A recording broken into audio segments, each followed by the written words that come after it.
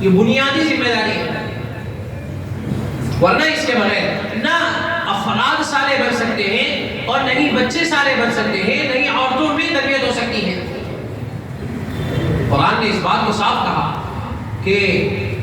گھروں میں عورتوں کا رکوانا،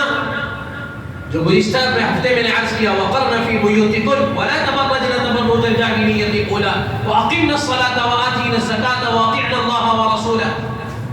کہ جو 3 احکامات اللہ نے قرآن پاک میں عورتوں کے لیے دیے ہیں، سب سے پہلے اپنے گھروں میں رہیں، دوسرے نمبر پر آوارہ باہر زمانے جاہلیت کی طرح گھومتے نہ پھریں، اور تیسرا حکم یہ دیا اپنے گھروں میں رہتے ہوئے اعمال کریں۔ کیوں؟ یہ تمہاری تربیت کے لیے ہے، لِيُطَهِّرَكُمْ تَطْهِيرًا، تاکہ تمہاری تربیت ہو، تاکہ تمہاری اصلاح ہو، تاکہ تمہاری زندگی پاکیزہ بنے، پاک صاف بنے۔ اور اس کا جو یعنی اس میں جو اثر ہے وہ قرآن پاک کے علاوہ نہیں ہے، کہ بنیادی چیز قرآن ہے، اس لیے اللہ نے اپنے نبی کو سب سے پہلے قرآن دیا، اور حضور اکرم صلی اللہ علیہ وسلم نے مکہ مکرمہ کی زندگی میں اور ایسے ہی نبوت کے بعثت کے جو مقاصد ہیں اس میں ایک مقصد یہ بھی ہے کہ قرآن پڑھ کر سنائیں، یتلو علیہم آیات، اللہ نے جو قرآن نازل کیا ہے اس کو سنائیں، اور ایمان والوں کی علامت بتائی کہ جب قرآن ان کے سامنے آتا ہے نماز کی شکل میں، قرآن ان کے سامنے آتا ہے تلاوت کی شکل میں، یا قرآن ان کے سامنے آتا ہے کتابی شکل میں، قرآن کی شکل میں، جب یہ پڑھنے بیٹھتے ہیں انما المؤمنون الذين اذا ذكر الله وجلت قلوبهم واذا تليت عليهم آياته زادتهم ایمانا، کہ اللہ کے ذکر سے بدن میں عجیب سی کیفیت ہے اور اللہ کے قرآن کی تلاوت سے ایمان میں اضافہ ہے۔ دونوں ہیں چیزیں، ایک تو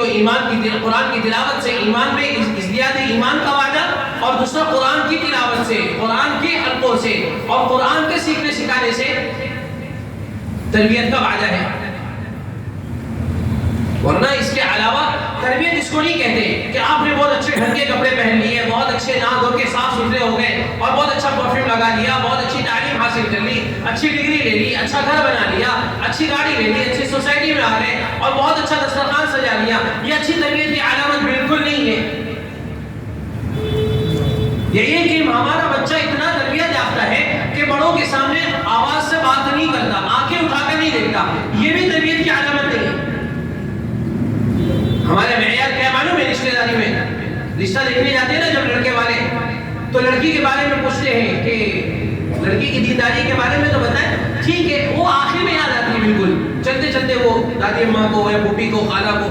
وہ جو سب سے آخر میں یاد آتی ہے نا چیز ہمارے یہاں معاشرے میں، وہ اس کی دینی بات یاد آتی ہے۔ اچھا اس نے قرآن پڑھا ہے؟ تو کہا ہاں، ایک مرتبہ وہ حافظ جی کے پاس اس نے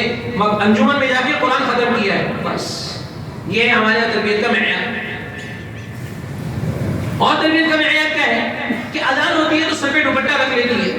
اذان کے وقت میں کبھی سر کھلا نہیں دیکھا گیا۔ تربیت کا معیار کیا ہے